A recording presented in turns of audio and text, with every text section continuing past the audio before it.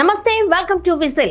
Assembly ఎన్నికలు ఎప్పుడు అంటే ఏపీలో 2029 ఏడాది మే నెలలో, తెలంగాణలో అయితే 2028 ఏడాది డిసెంబర్ నెలలో జరుగుతాయని అంతా చెప్పేస్తారు. నిజానికి 2014 మే నెలలో రెండు రాష్ట్రాలకు ఒకేసారి ఎన్నికలు జరిగాయి. అయితే తెలంగాణలో అధికారంలోకి వచ్చిన భారత రాష్ట్ర సమితి అధ్యక్షులు మాజీ ముఖ్యమంత్రి కేసీఆర్ అనూహ్య నిర్ణయం తీసుకున్నారు. ఏడాది ముందే అసెంబ్లీ రద్దు చేశారు. 2018 సెప్టెంబర్లోనే అసెంబ్లీ రద్దు చేస్తున్నట్లు గవర్నర్కు లేఖ సమర్పించారు. దీంతో తప్పనిసరి పరిస్థితుల్లో 2018 డిసెంబర్లో ఎన్నికలు జరిగాయి. ఆ ఎన్నికల్లో కూడా అప్పటి టీఆర్ఎస్, ప్రస్తుత బీఆర్ఎస్ విజయం సాధించి అధికారంలోకి వచ్చింది.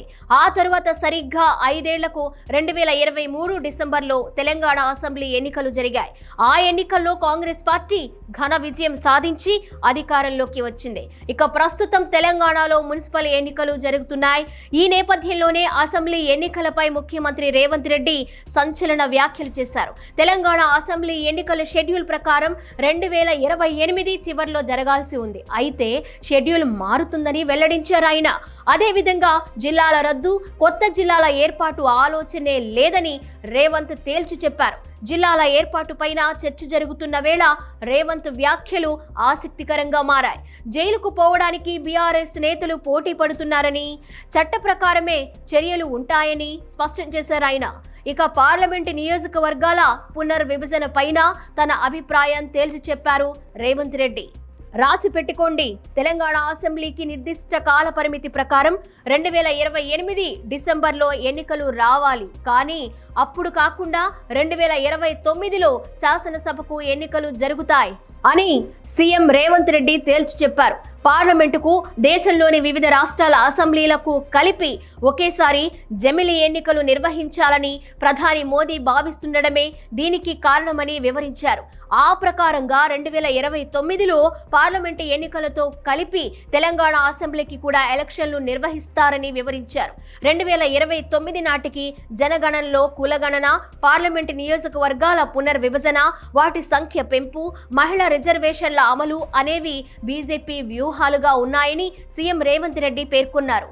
అయితే జనాభా ప్రాతిపదికన ఎంపీ సీట్లను పెంచుతామనడం సరికాదన్నారు. దీనివల్ల కుటుంబ నియంత్రణను పక్కాగా అమలు చేసి క్రమశిక్షణను నిరూపించుకున్న దక్షిణాది రాష్ట్రాలకు తీవ్ర అన్యాయం జరుగుతుందని ఆందోళన వ్యక్తం చేశారు. ప్రస్తుత జనాభా ప్రాతిపదికన ఉత్తరప్రదేశ్, బీహార్ లాంటి ఉత్తరాది రాష్ట్రాల్లో సీట్లు పెరుగుతాయి. ఆంధ్రప్రదేశ్, కేరళ, తమిళనాడు, కర్ణాటక, తెలంగాణ లాంటి రాష్ట్రాల్లో సీట్లు తగ్గుతాయని తెలిపారు. అందువల్ల వాటి సంఖ్యను పెంచితే ఇప్పుడున్న ప్రకారంగా రాష్ట్రంలోని సీట్ల మధ్య ఉన్న గ్యాప్ కొనసాగించాలని, అందుకు అనుగుణంగా సర్దుబాట్లు చేయాలని సూచించారు.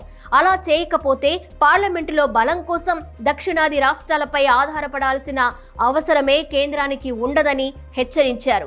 ఇదే జరిగితే నిధులు, గ్రాంట్లు, సహాయాల విషయంలో ఆయా రాష్ట్రాలను కేంద్రం పట్టించుకోదని ఆందోళన వ్యక్తం చేశారు. ఇక ఇప్పటికే ఆర్థిక పరమైన అంశాల్లో దక్షిణాది పట్ల మోదీ సర్కార్ తీవ్ర వివక్షను చూపుతోందని విమర్శించారు. అయితే కేంద్రం నిధులిచ్చినా ఇవ్వకపోయినా తెలంగాణలో మాత్రం అభివృద్ధి ఆగదని స్పష్టం చేశారు సీఎం రేవంత్.